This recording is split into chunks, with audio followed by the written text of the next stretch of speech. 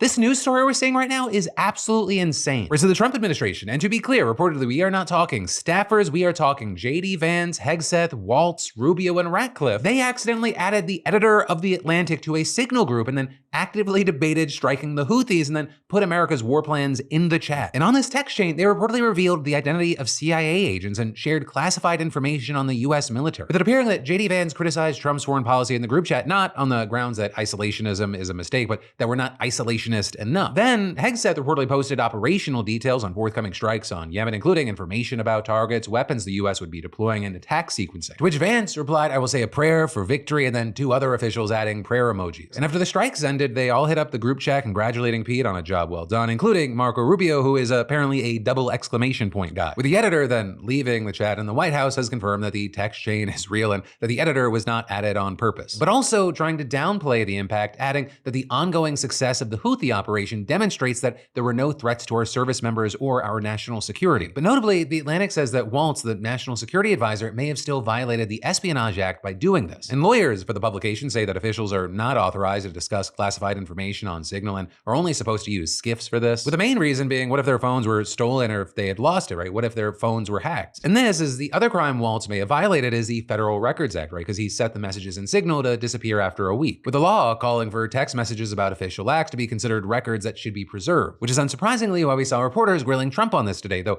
according to Trump, he did not know about the chat or the situation at all until this line of questioning. I don't know anything about it. I'm not a big fan of The Atlantic. To me, it's a magazine that's going out of business. I think it's not much of a magazine, but I know nothing about it. You're saying that they had what? They were using Signal to coordinate on sensitive materials and having to do with what?